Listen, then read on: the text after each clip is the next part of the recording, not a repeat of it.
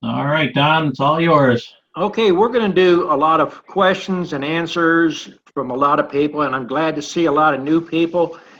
We got a thing here. If you need to ask a question, you can raise your hand, or there's a feature on the program. And don't be afraid to ask questions. One thing, this is the time of the year you need to go through your hive, check it out, check for problems, look for beetles, make sure your queen is laying, you got brood, you got honey, make sure you're not honey bound. And if you're using mouse guards, get those mouse guards in. Those are some of the preliminary things. If you do change outs, be sure you do your change out. Don't set your supers or your lids on the ground. Use an extra box or use the hive next to it. One thing this time of the year, if you pick up green foliage from the bottom of a super where it's got propolis on, and then you put it back on your hive, you get mildew and start building a fungus up in the hive. So those are some of the things you want to keep an eye open for. So if you got questions about getting ready for winter or any questions at all, let's start with some questions. Okay. Don't be afraid to ask them. All right, Paul is up first. Go ahead, Paul. Hang on, I can't unmute you. Okay, there. Go ahead. Go ahead, Paul. Hey, Don. I was just, I picked up some hardware cloth, but I picked up the 1/4 inch. Now, if I put that on now, I don't think the drones will be able to get out. What kind of hardware cloth you pick up?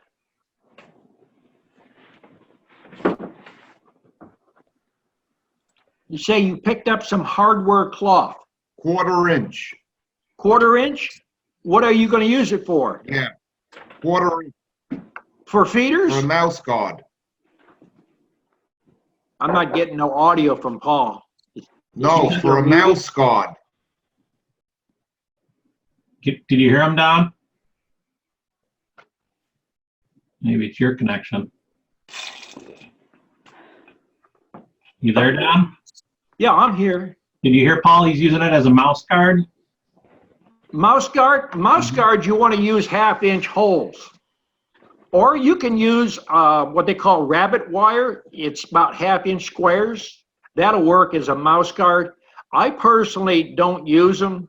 What I use is an entrance reducer. And going into winter, I usually go 3/8 high, and I go about 3 inches to 3.5 inches wide. That's more than enough.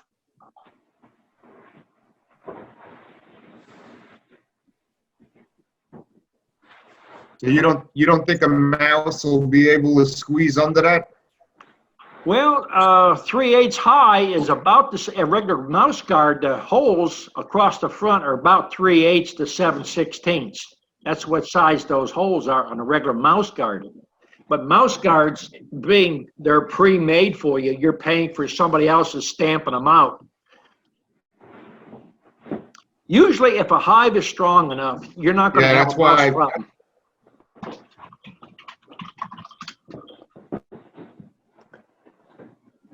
That answer your question, Well, Paul? that's why I went. Well, that's why I went with the 1/4 inch, because the mice, the 1/2 inch look kind of big to me. Well, the problem you'll have with 1/4 inch is I don't think your bees are going to pass through them. And if the worker bees don't pass through them, I know your drones won't. And if you start getting a bunch of drones in there that's dying, it won't take but about a week to 10 days. And pretty soon the entrance will be clogged up and the hive will actually die out on you. Yeah, that's what I was worried about. How long has it been on? All right. If I haven't put them on yet. Oh, okay. Well, if it ain't been on too long, or if you haven't put it on, don't worry about it. Use it for feeders. It'll work for your feeders. So you think going through the winter with an entrance reducer, what did you say, about 3 inches wide? About 3 inches wide and 3/8 high. It's half the distance of your regular bottom board. The bottom board sits off your bottom 3/4 of an inch high. So if you take a board and just split it in half with your table saw, then you have 3/8 high. All right, by 3 inches in width. Right. When I lived in Ohio, I had a bee yard that I failed to put entrance And you think that's enough reducers. ventilation for the winter? Well, ventilation now is a different thing. I run holes in all my boxes, and my feeders, I have feeders on all my hives. So they have 2 holes in the back of the feeder, and with the entrance reducer, it causes an upflow and a updraft. So you get plenty of ventilation that way.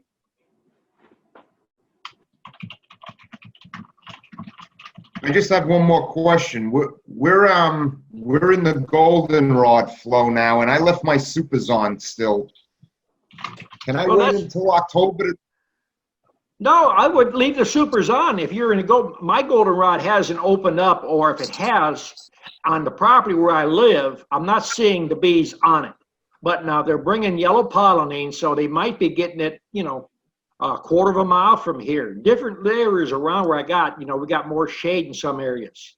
But I would leave it on, and if you got a frame in there that's sealed, pull it, harvest it, put an empty frame back in it. It's good for eating, and there's nothing wrong with it. Tastes good.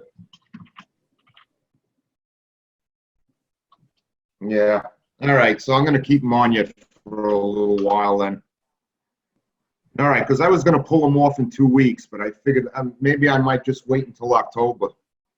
Pulling them off a week and 2 weeks is a little early. I wouldn't pull my supers off. If you got a hive that's fairly strong, I'm in North Georgia, so I'm about 60 miles northeast of Atlanta. I leave mine on usually to the end of October or the middle of November, depending on the weather is. Did that answer your question there? All right, thanks, Don. Okay. Okay, up next is Anthony. Go ahead, Anthony. Good evening. Hello, everybody. Yep. Dawn, have you had combs break by themselves? If you pick up a comb and you hold it if you pick the comb up and lean it sideways like this, it's going to break off right at the honey band. That's why if you hold a frame sideways or horizontally and lean it, it's going to break off. But if you stand it vertically, it's got the strength. You can turn it around this way, back and forth. It won't break. The strength is in the vertical. Yeah, and that's one of the first mistakes I made, way back. So, I know to turn it up this way and like that. So you can't hold it out flat if it's not connected to the sides and the bottom. It's going to bend right off and break. Well, you could at different times of the year, but when it's the hot months, June, July, August, if it's hot outside, it won't take but 3 to 5 minutes and it'll bust off on you. Well, I started feeding these girls stronger syrup. Mm-hmm. I'm putting 7 pounds of sugar on 2 gallons of water. I don't know what that figures out to, but that's what I'm doing because A little better, 2 to 1. Yeah, that's what I think. Sugar comes in kilo packs here, so I put 3 is 6.6, and I add a little more. I'm putting 7. So since I started doing that, I see them really building comb like crazy. And there's one hive, and this is the first hive that started capping honey. And they made big cells up there. It's fresh white comb. It's very soft. And they made big cells up there, which look like drone cells, but they're packing them with honey. So when I pick that frame up, it's very heavy. So I don't even take it out of the box. It's all honey. There's no reason to take it out of the box. I pick it up, I look, I put it back down. When I went up there a few days ago, I couldn't pull the frame up. What the hell's going on? And I looked in there, and the next frame over had broke down about 2 inches from the top. And it fell and it leaned against the next one, and it looks like it dominoed the second one because I had 2 of these brand new white combs full of honey break off. So I cleaned up the mess as best I could, and I left the honey in there. I left the comb in there on a glass plate, and I stood them up so they could get to both sides to get the honey. And then after 2 days, I took it out and I restored the hive. And I'm using starter strip, and the first thing I thought is, the strip failed, but the strip is there, and there's a ½ inch or more below the starter strip, but it broke right across there, It sounds like, your temperature went high inside the hive. The bees couldn't maintain it. I would say from what you're describing, you don't have any ventilation holes in the back of the hive or in your boxes. You only have an entrance in the bottom of that box. No, in my boxes, Don, I've got I have a 2 3/4 inch hole. In the back of the hive? Yeah. You should have plenty of ventilation unless your temperature just went high, really high. It looked to me like, and the honey was so heavy, it just ripped the new soft comb, is what it looked like. Usually with just like starter strip less, or foundation less, or just a bar put in there, or just a frame put in there, when bees built their own foundation or their own wax, it's usually a lot stronger than when you put a starter strip in there. So the temperature had to get higher than the bees can maintain. Now, you might have capped honey in there and not enough bees to maintain the cooling. Yeah. If you have your entrance reducer now, where you live, they might not be getting enough airflow through there.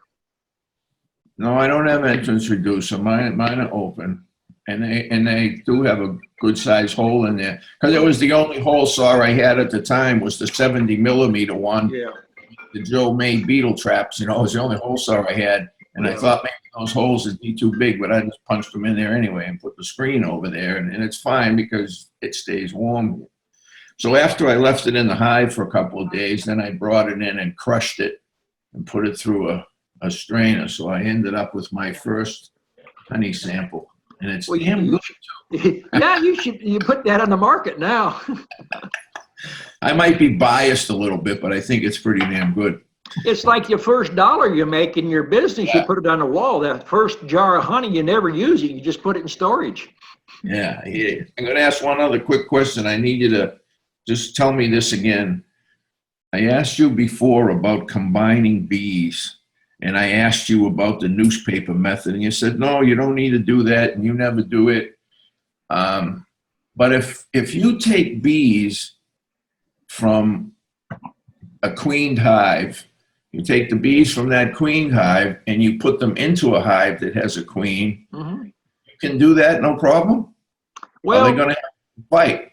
No, here's the first thing that you have to do. You have to separate way commercial people do things and way backyard people do things. The first thing is, when you say you're combining a hive, that means the hive got weak. You're not maintaining that hive. And personally, I don't combine hives. But now in springtime, I'll do exactly that, combining mini nukes and stuff like that. If you took liquid smoke or you took sugar syrup with a couple drops of vanilla and you sprayed both hives or smoked both hives excessively, they both smell the same. There's no reason the bees would fight. That's called descenting the hive, or descenting that bees. They all smell the same. They have no reason to fight. I understand that. Now I understand it better.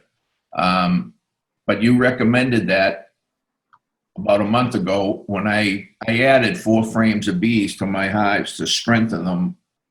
And that's what I did. And it worked out fine. So that's okay. Okay, I want to let someone else ask a question. Okay. You guys go ahead. Thank you. Okay. Okay, Victor, you are up next. Go ahead. Hey, Don. Thank you for. This is my first time. I was watching all the chat videos on your channel, on YouTube channel. I really loved it. So I got lucky with my job. I'm a truck driver, so I get to drive and watch and listen to everything. Well, now you have firsthand experience on YouTube now. Oh, yes. And I tried to watch some more videos and I couldn't find your chats on your YouTube channel anymore. I don't know why, but what you need to do is go to the Fat Bee Man group, Fat Bee Man channel. There's a link on one side. It says subscribe, and on the other side, it says like. If you do the subscribe, when we put a new video up or a new chat, you automatically get an email that there's a new video to watch. It don't cost you nothing, and that's my way to make some revenue. For each time you watch that video, I might make a half a cent. So, you know, 7 million people watch it, I make 7 million half cents. Yeah, yeah. I'm subscribed to your channel, but when I go to your videos, for some reason I tried 2 days ago and I couldn't find any chats. I don't know. I'll try one more time, but I don't know. When I'm subscribed, and every time you put a new video, I get a notification on my phone. If you get the notice and you can't get on the channel, there's only one way that happens. I get people that make obscene remarks. So on the channel, I just block the viewer, you know. So I try to keep my channel clean. It's a family channel, and when people get that kind of nastiness, I don't want to see it or hear it. So yeah, I block them. yeah. So if someone hasn't used your YouTube channel to make a comment, you should be able to get in there. No, I can get on your channel. I just don't see all the videos I used to see. Just few of them for 3 years ago, 5 years ago, but not recent ones. The last one was put up 2 weeks ago. Yeah. Anyways, so I started last spring, I started from 2 hives, and now I have 8 hives. I was watching your videos. I love them. And my idea is, I want to multiply bees as soon as fast as I can. So I got this idea. I have a little shop behind my garage, and I want to know your opinion on that. I want to put all my bees in that little shop for the winter. Put a little heater in there, because it's insulated and it's always warm in there, you know. So I want to open the window just a little bit for them, for ventilation and heat, and feed them so they can basically make new bees all winter long. What do you think about that? Well, you can try it, but I have talked to people basically around the world, and I have talked to several people up in Vancouver, up into Northern Ontario, and one fella told me he had moved 100 hives into his cellar. He had more losses by doing that. Bees have to go through a cycle of downsizing and getting ready for winter. If you feed them, trying to keep them through winter, there's not enough pollens coming in, and it's just not going to work out. The bees don't seem to do good. It's like a bear. They have to go through the natural cycle. Now, you can move them from a northern area to a southern area, but bees are like people. They have to get out. They have to go when they have to go. Yeah. You know, you keep them in the basement. Your basement is the walls are going to be all yellow. You're going to have, it's like trying to run chickens in the basement all year. You make eggs. Yeah. I live in Nashville, Tennessee. It's not so cold. It's nice winter. So I don't know. So I think I would leave them outside behind the shed and just leave them do what they want to do. On the backyard. Okay. I have talked to people in Alaska. They keep bees up there. I've talked to people in Georgia. People in Georgia will lose more bees than people in Alaska, because in Georgia they think it's warm and moisture is killing them. 40 degrees, the moisture kills them, you know. That's the main thing. Have plenty of ventilation. The bees have to get that ventilation going in there to get the moisture out. Okay. One more question. Okay. They basically don't make honey as fast as I'm splitting them, you know, and I'm feeding them sugar syrup. Do you think it's gonna be enough for them for the winter, just to store sugar water and whatever honey they can what are you running? 5-frame boxes? Or are you running 8s, 10s? 10. Do you do any mite treatments? Oh yeah. I do the mineral oil I have everything for oxalic acid, but I have never had chance. I'm You so need busy. to start using oxalic acid because there's Okay. a lot of people out there that, they say, oh, my hive's full of bees, but I'm not making honey. They're not realizing that the bees are picking up mites. The mites are developing larva stages through the Hmm. hive, and the bees are hygienic, so they're pulling out the bees. The bees are consuming honey to maintain brood.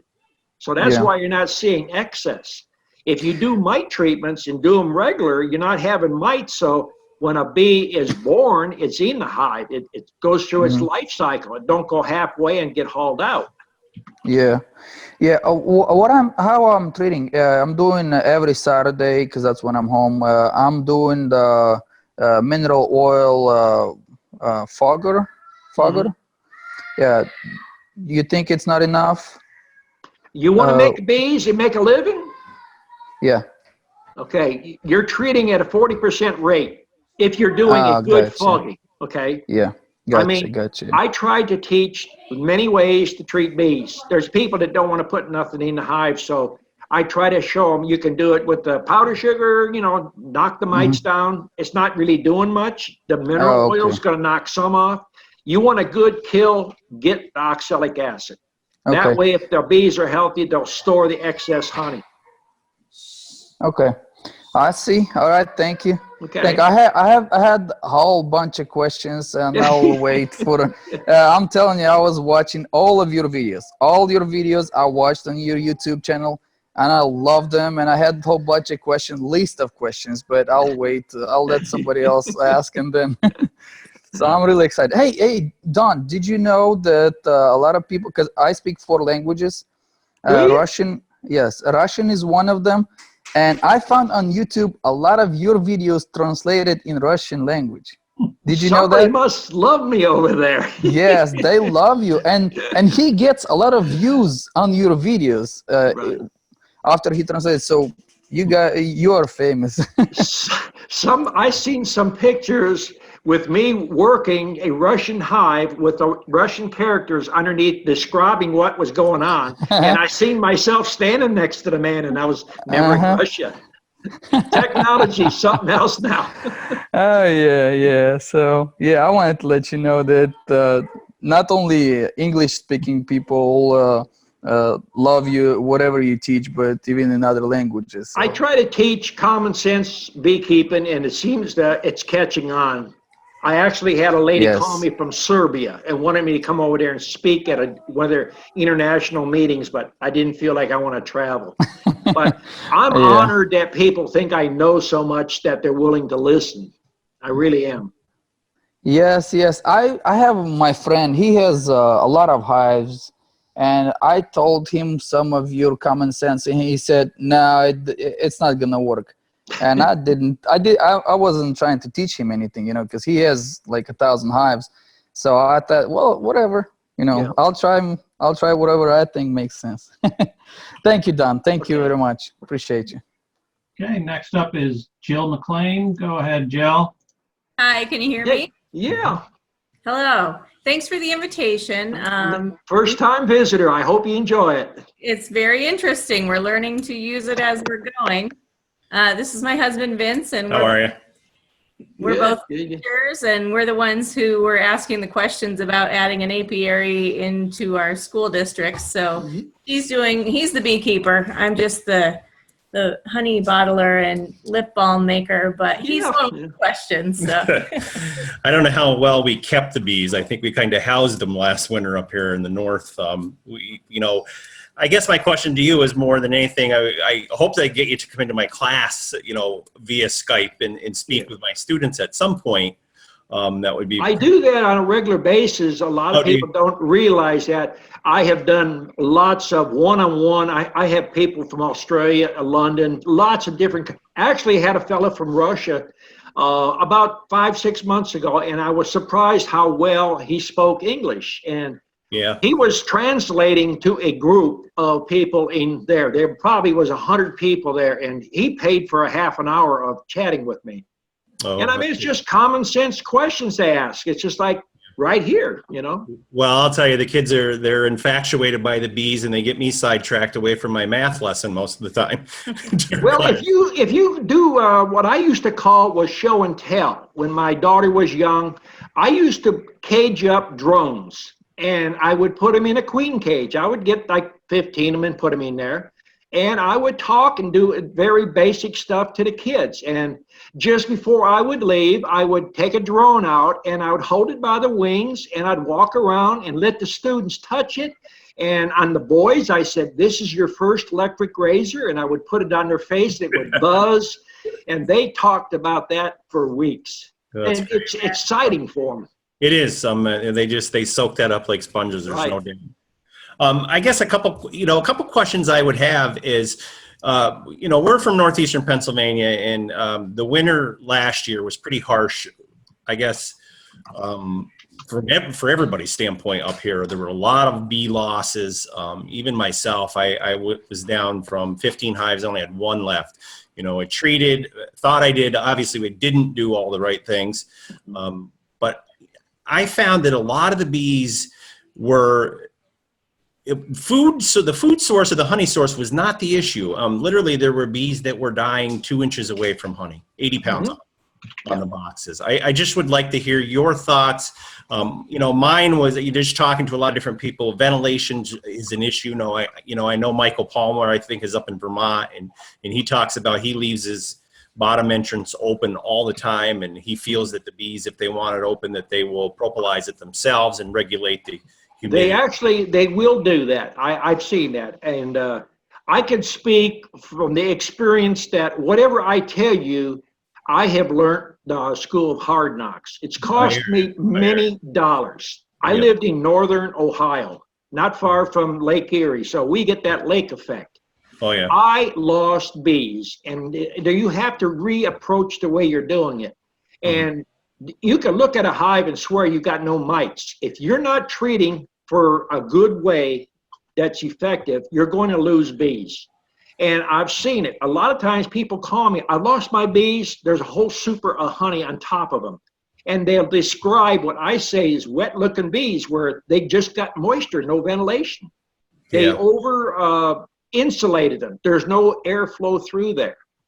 And I've learned things through the school of hard knocks. And it's crazy to tell people I made more mistakes than you'll ever make. And the only reason I'm sitting here is trying to save you from making mistakes, because if you make too many mistakes, you give up. And our younger generation, if there's no older beekeepers to teach them, then we won't have bees eventually. Absolutely. So I've learned so many hard lessons. I learned one thing from an old man in Johnson City, Tennessee. I went to visit him, and he asked me if I wanted some comb honey. And I said, sure. He walks down to his bee yard and reaches through the side of his beehive and pulls off a piece of comb, and he hands it to me. And I looked at him, I was dumb, and this was, probably 40 years ago. I said, that hive ain't gonna make it. He said, that's the strongest hive I've got. So I started thinking about this thing. The more ventilation, the better the bees did. So I used to do a lot of things that people said, do this, do that. And then you would do exactly what they said. The old beekeepers of bee clubs where I lived in Ohio, they said, oh, do this and you'll have success. And you do it. You lost 2 to 3 hives. You go back the next month to bee meeting, and I've done exactly what you said, and they've lost. They're dead. And they point at you in front of people. Say, you idiot. I was just kidding you. Can't you take a joke? Well, that is an expensive joke. So that's another reason I go out of my way to help people. Don't give the person wrong information just to make yourself look better. Don't belittle people, Everybody makes mistakes.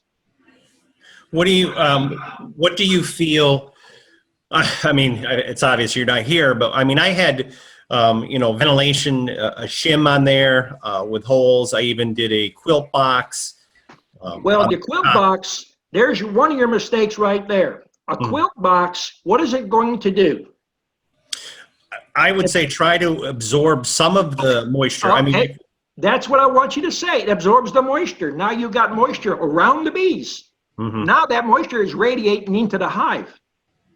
Okay. Everything that I try to teach, I tell people, think about it. You think it would work or don't it work? If it don't make sense, it's not going to work. Well, I mean, I think you have to establish some sort of convection current within the hive with the heat. And how you're going to get that heat out of that hive, I think, is one of the biggest battles that we have here in the north. Well, now, yes, you're talking about the convection heat.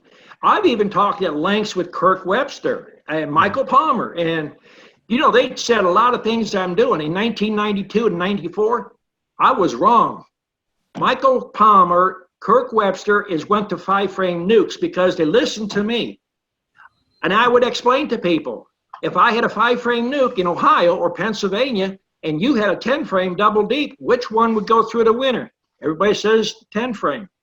You live in Pennsylvania. You've got a 2-story house? Or do you live in a single story?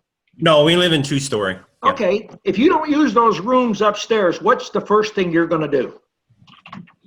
Yeah, shut the doors, I guess. You Block it You're off. going to get musty. You're going to smell mold and mildew and things like that. You without- save the heat for down below.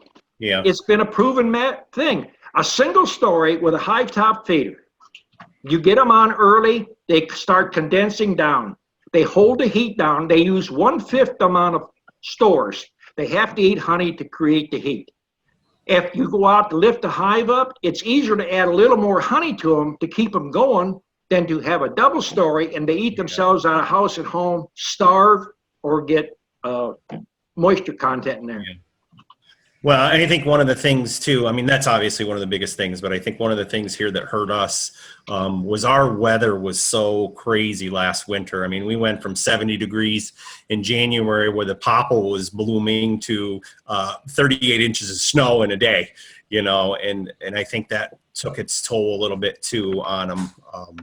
But, you know, I'm definitely going to give that a try. I think if you change your techniques a little bit, you shouldn't have that much losses.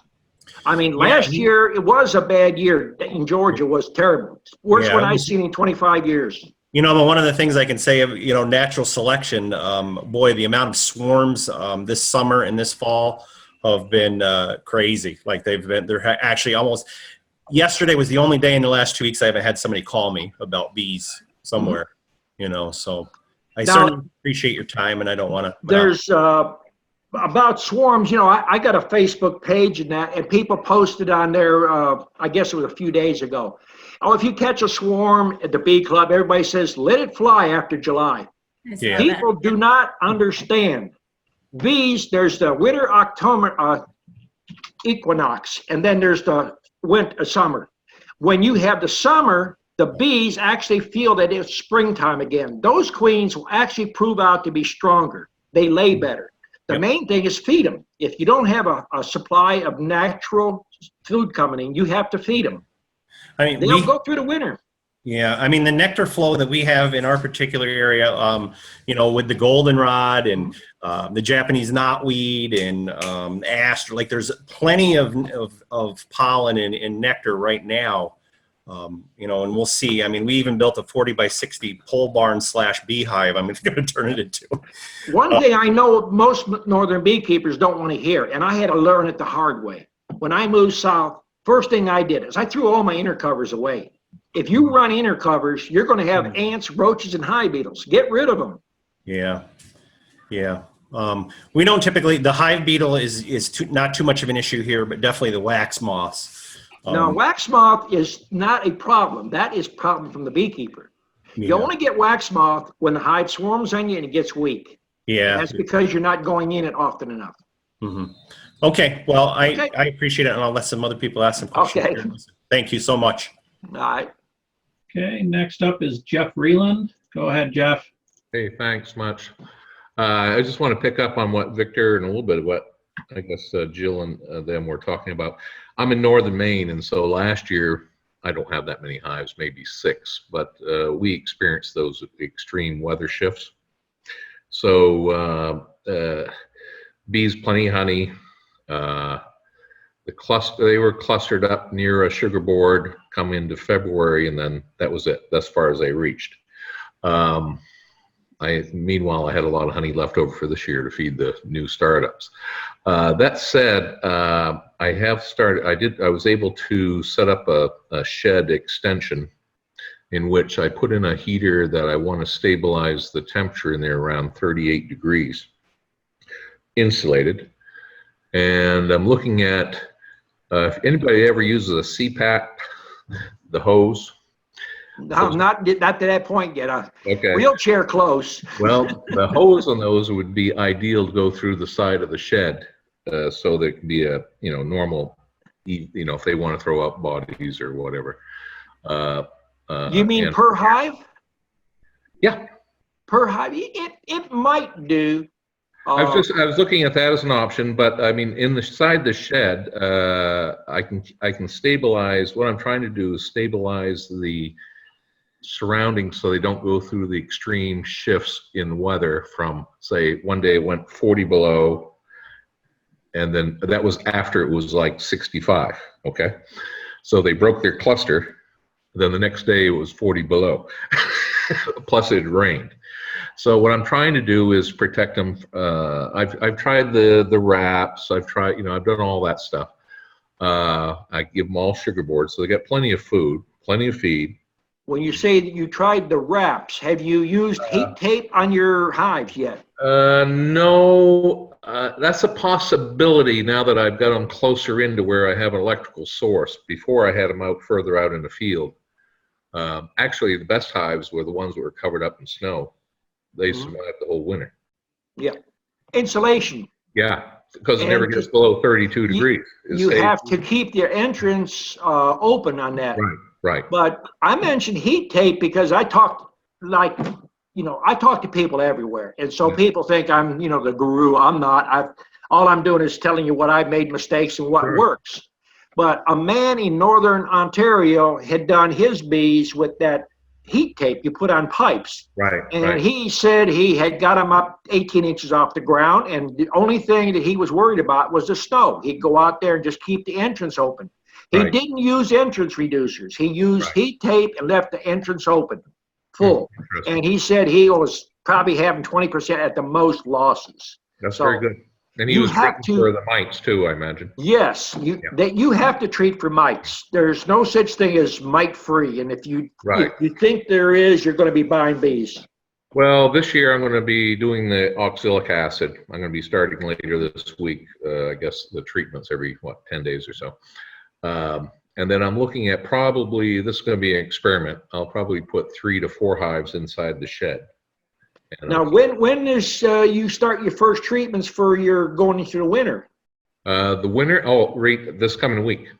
All right, you need to do at least 2 months, 2.5 months before you start getting in the winter, because you need to get those winter bees built up. Right. So I'm looking at starting this week. Right.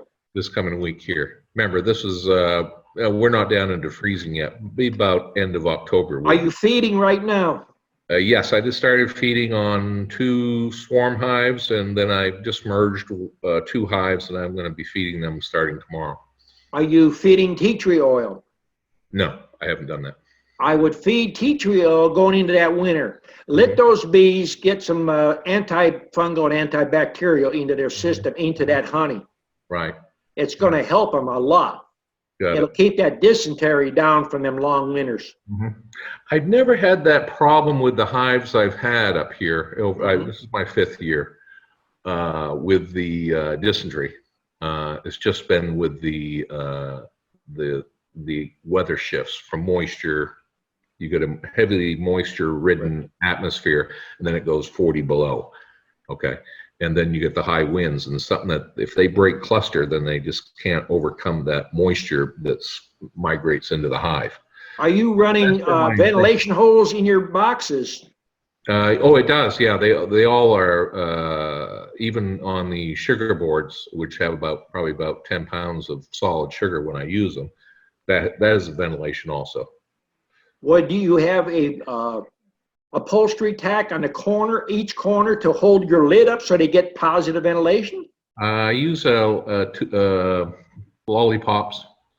That's not going to give you enough. You need those upholstery tacks. It gives you about 1/4, not quite 3/8 of an inch. Mm-hmm. You have to get enough ventilation through there. Mm-hmm. You know, Right. it's like, I grew up north, and Yeah. when you tell people, even the dead of winter, I would sleep with the window up 2 inches. I like fresh air. Sure. When I got too cold, I'd get up, close that window. Well, if you got too much ventilation in a hive, I learned it by accident. The bees propolize the hole shut. Yeah. Yeah. So that's why we drill a vent hole in every single box, double ones in our feeder in the back that gives you that chimney effect. Mm-hmm. Got it. So this winter we'll have an experiment. A couple will be inside a shed, a couple will be outside, and they'll all be treated for mites ahead of time. Yeah. And we'll try to integrate that and see how she goes. Are you going to do the vaporizer, or are you going to do? Yeah. Vaporizing. Yeah. I think you get a good effect that way. Yeah. You can throw that sticky board under there and check and see what you're getting for an actual drop. Yes, I already set that up today. I got one sticky board underneath one of the hives. I'm gonna when I vaporize them here, probably tomorrow or the next day, we'll see what comes up. Now pull the sticky board out before you put the vaporizer in, and then after you pull the vaporizer, stick it back in. I know. I was thinking. I know. Sometimes it's simple things, but I've had people tell me that, hey, there was smoke coming out of the top of my hive. I read about those. Yeah. I mention things that people don't think about. Yeah, so there's a couple aspects. I mean, we have gotten hives through the winter. Up here, normally people they kill off the queens and they start from scratch in the spring because they've had so much problem. But what's amusing is the number of hives you find out that have been in somebody's barn. Either they were a swarm hive that migrated into the barn, and then they've done the well. Yeah. So the only thing I could think there was they were a little bit. They had like an additional protection from the wind, which is it's going to be driving the cold and everything else into them. So the approach I'm trying here is to see if I can have a more or less stabilized environment. I'll put the sawdust and all that stuff on the floor inside the shed, so that would suck up additional moisture if there's a migration of that into the shed. And I got a monitor on it, humidifier and temperature monitor. So, if obviously I don't want it 70 degrees in there while it's 40 inside. And we'll see how they go. That's the experiment this winter. Well, keep us in town. Oh, no, I will. Yeah, I will.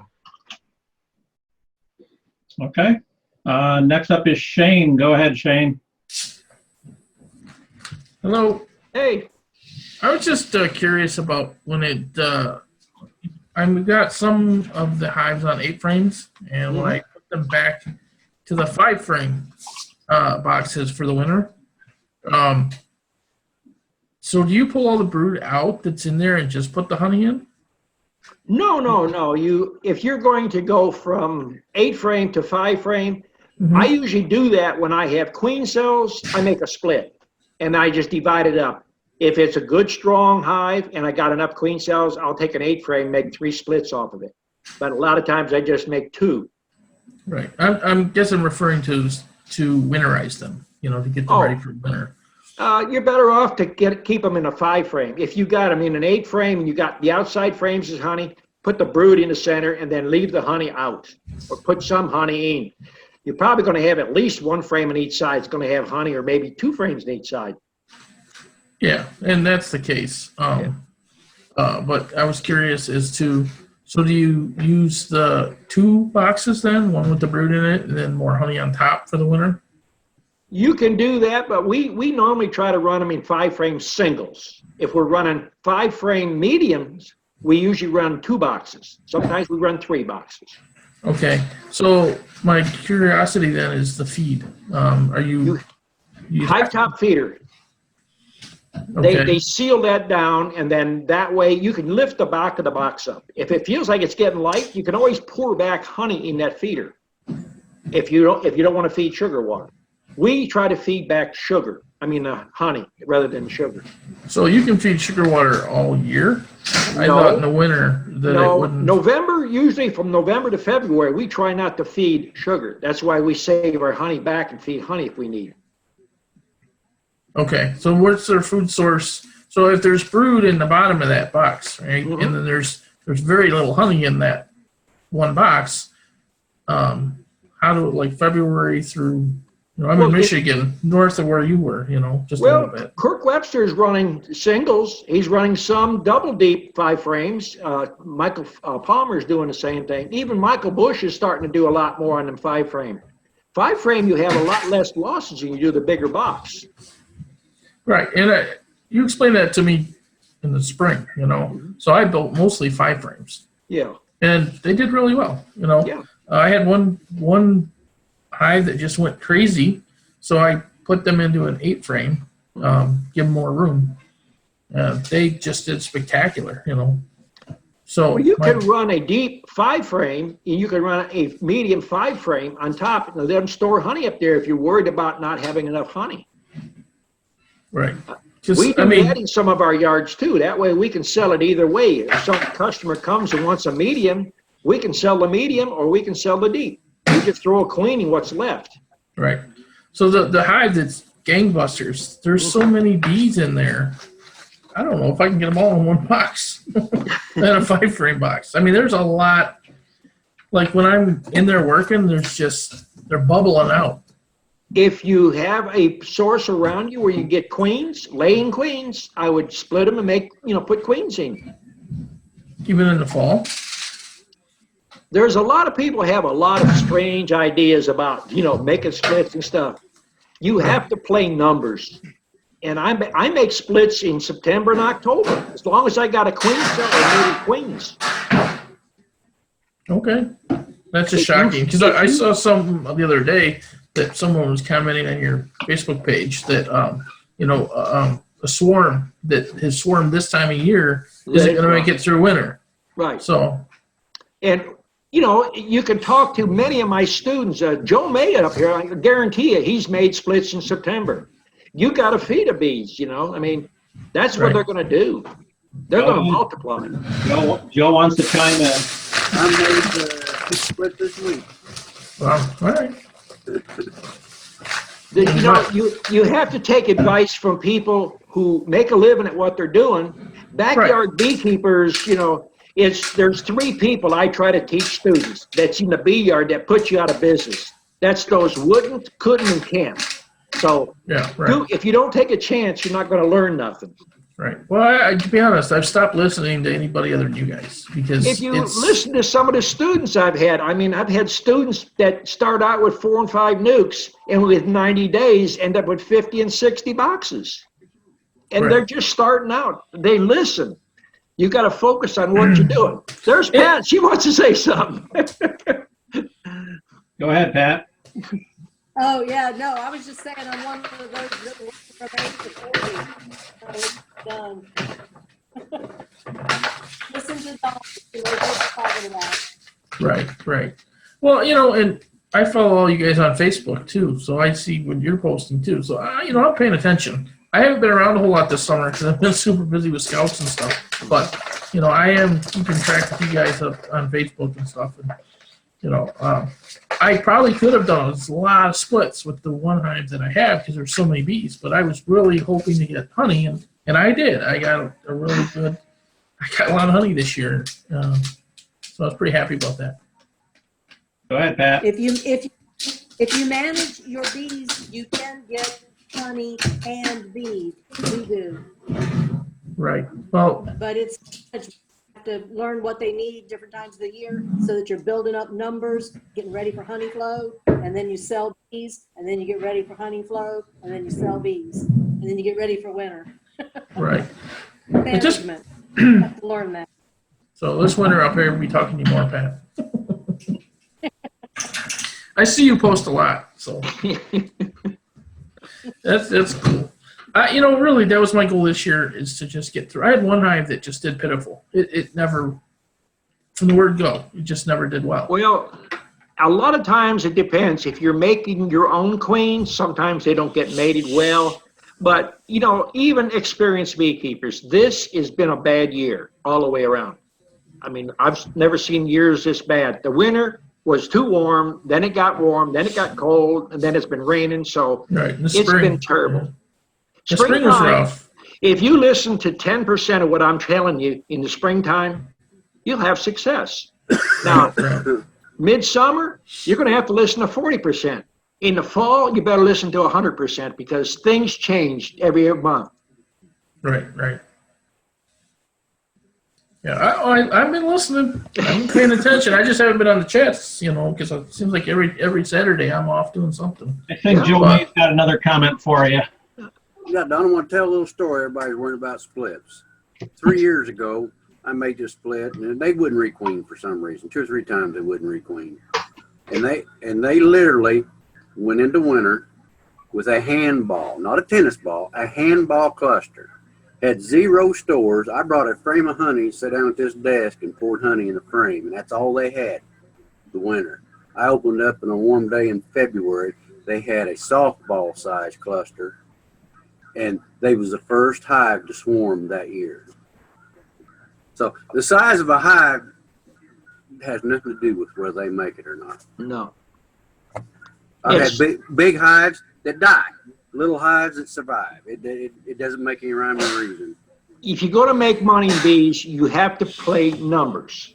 I run a lot of hives here, so I make a lot of splits. So if I make 100 splits, if I get 50 to 70% to take, I'm doing well.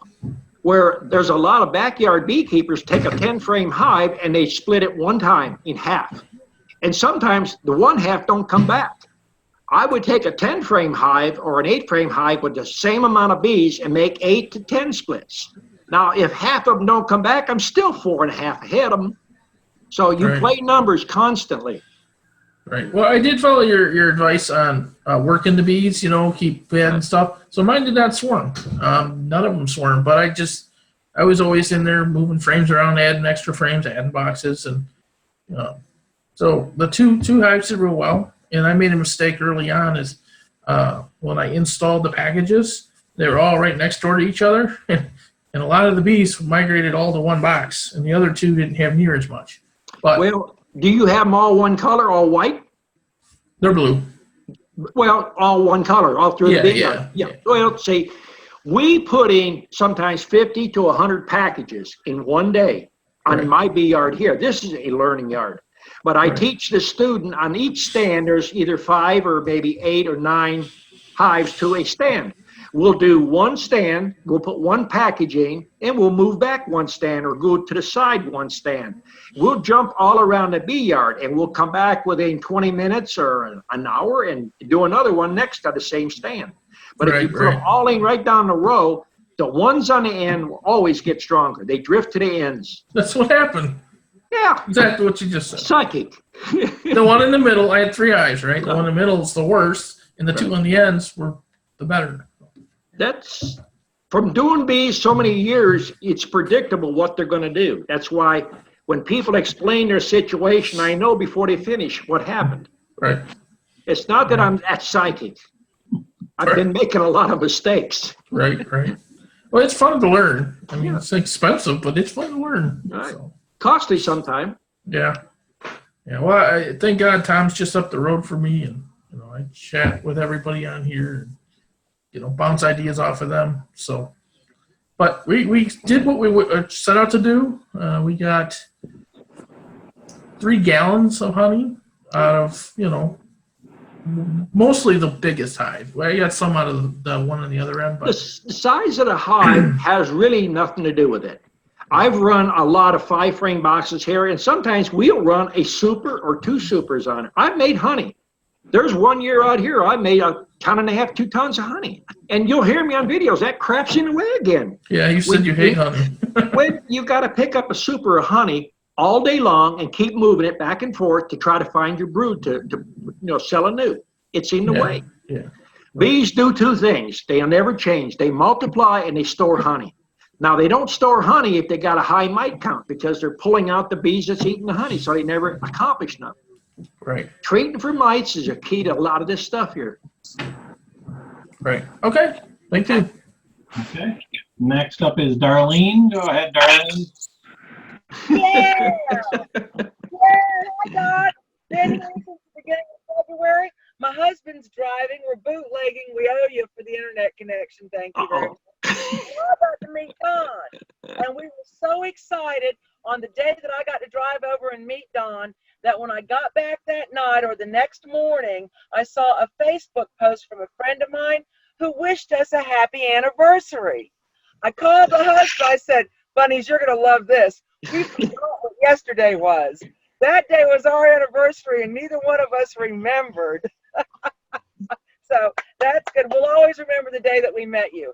I know. Well, 16 years. Okay, thank you very much. We're on our third marriage each, but don't tell anybody. Okay. We haven't figured it out by now. We won't be able to. Hello, Mr. E. Hello, Anthony. I like Mr. and Mrs. Anthony. I like your posts. Thank you very much. I agree with treating for the mites with the vaporizer and the oxalic acid because I have worked my bees since I got them towards the end of June every 7 to 10 days because I'm learning. So I listen to them, I look at them, and I saw evidence of mites after also treating after, every 7 to 10 days with the wintergreen, fogger, and mineral oil. So that I agree with you there. And, every situation might be different, but this was my situation that I had to deal with on this. And so thank you very much on that. And I'm feeding them with, I'll put in 24 pounds of sugar in a 6-gallon bucket, and I'll fill water to make 4 gallons.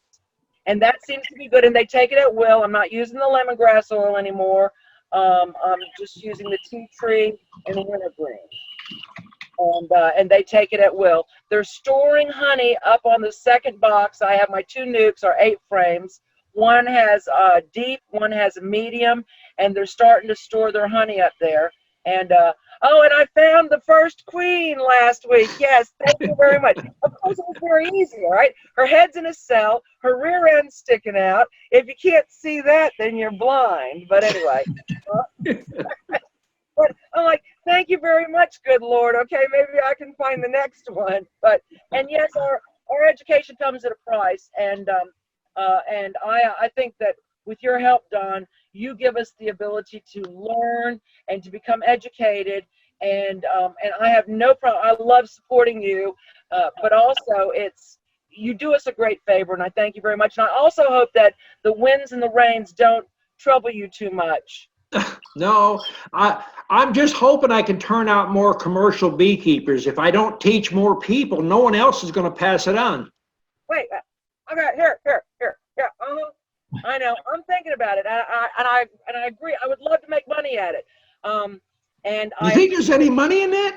I thought it was in the honey. Don't go there, okay? All right. I use honey as Christmas presents. All right. Did you open that bucket of honey? Oh no, not yet. No, I have to get to a spot because I've only been up here, and up here I don't even have a kitchen up here. Don't tell people you got it from me, because I tell them we don't make honey here. You told, okay?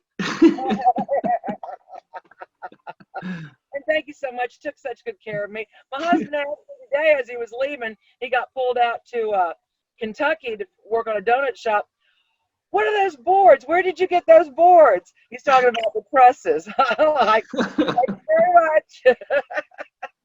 Anyway, but I know we've got to get going, but I thank you very much. It was a pleasure meeting you, and I look forward to seeing you again, and I want to spend time at your bee yard, and we'll always remember the day because it was the anniversary we didn't remember. Thank you, Mr. Reed. Thank you. Okay. All right. Now, up next is Victor. Go ahead, Victor. Okay, thank you. I see time is running by. So I'll ask quick questions. When do I have to register with the state with my bees? Where are you at, Tennessee? Nashville, Tennessee, yes. You're going to sell bees? I will when I get over 100 or hives, maybe the 2019.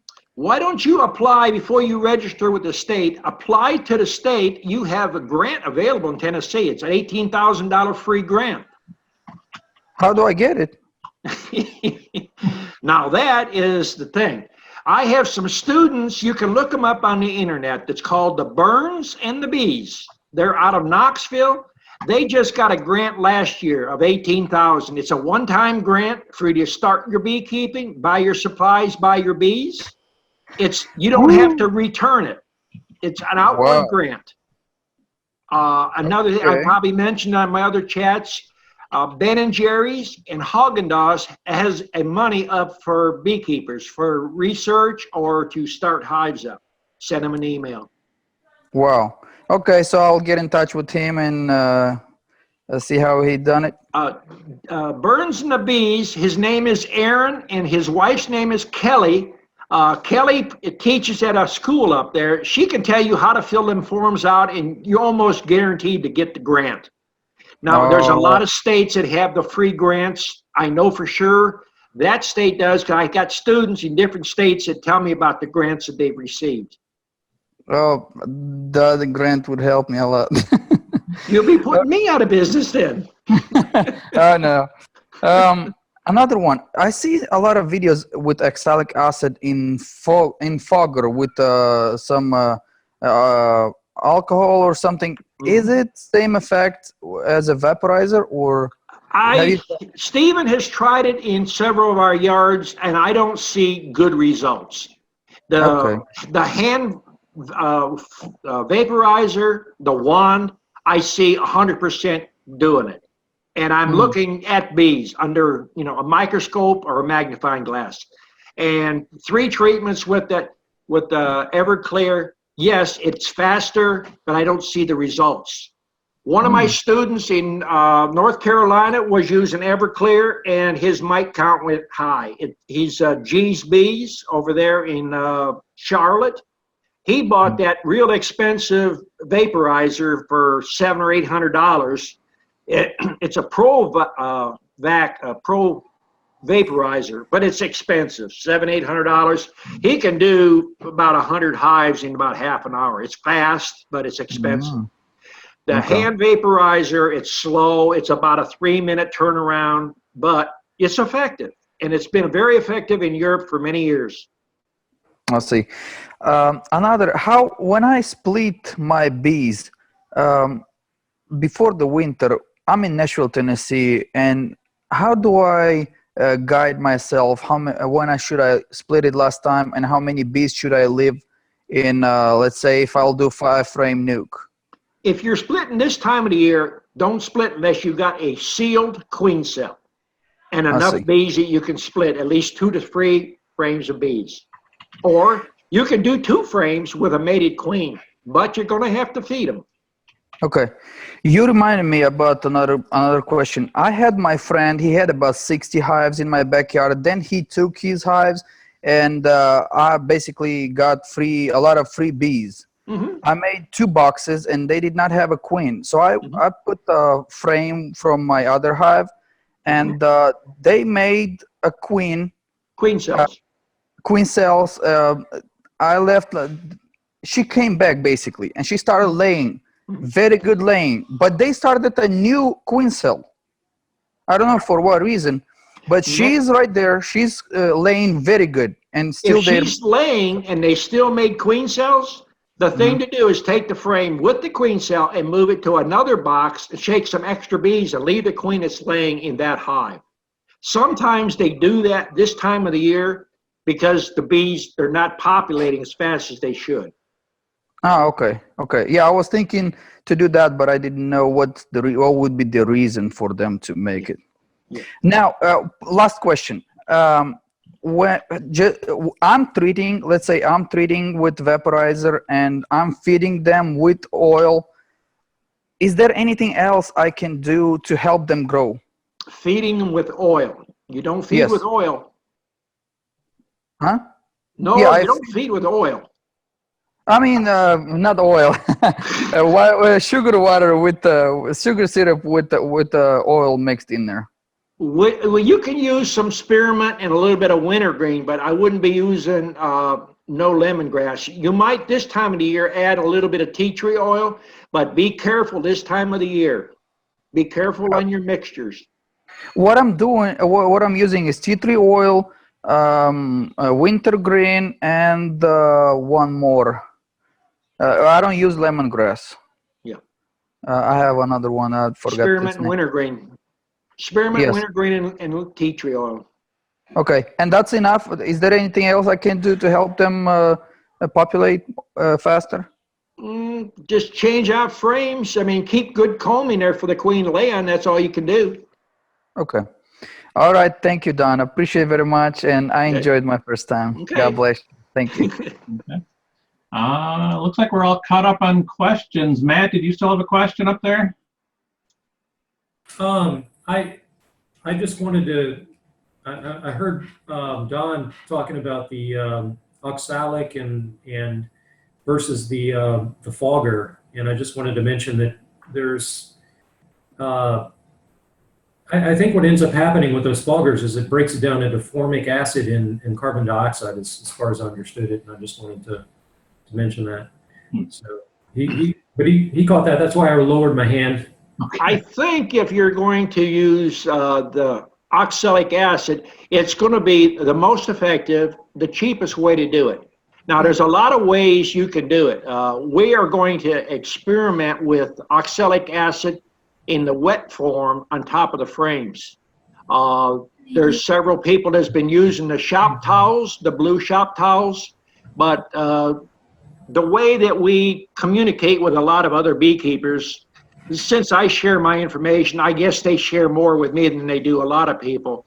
And right now, the best thing that they're using is there's a little piece of absorbent paper that goes under your meat when you buy it. It catches that blood. It's a whole lot cheaper, and it holds the oxalic acid longer. And they're mixing oxalic acid with the food-grade glycerin that keeps the moisture in it, and the bees walk it and track it for a longer period of time, so you have a longer kill ratio and kill time than you do with the quick oxalic acid with a vaporizer.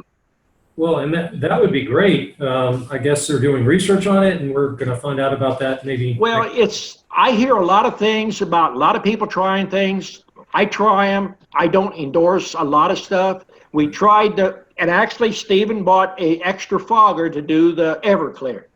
I hear a lot of people saying we're having good results. We did 1 yard exclusively with it for a month, maybe a month and a half. And I personally went over and inspected several hives, and I found 2 hives with queens with shriveled wings. So from what I'm seeing, it's telling me it's not as effective.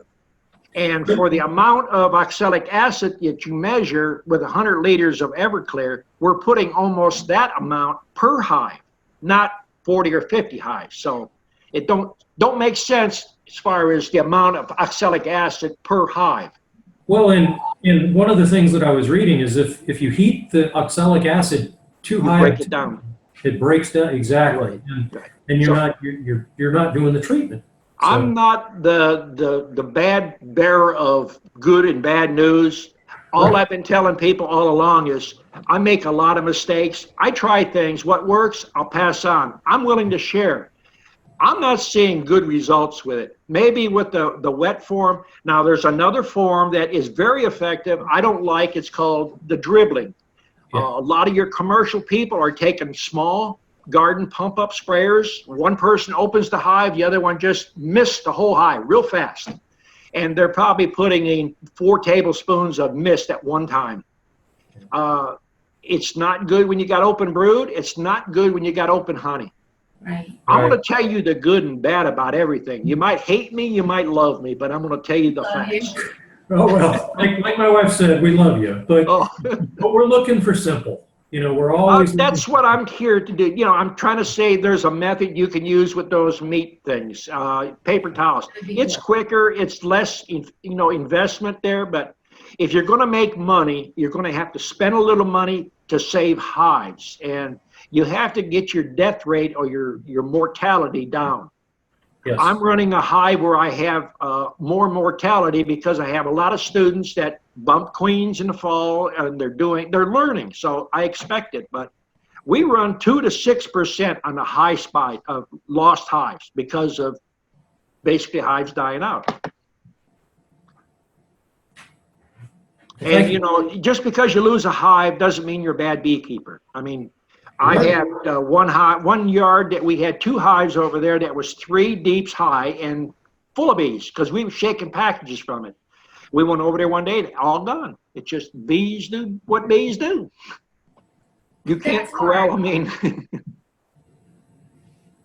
Okay. Well, thank you. All right. Time for one last question. Jill, go ahead. You mentioned no lemongrass oil.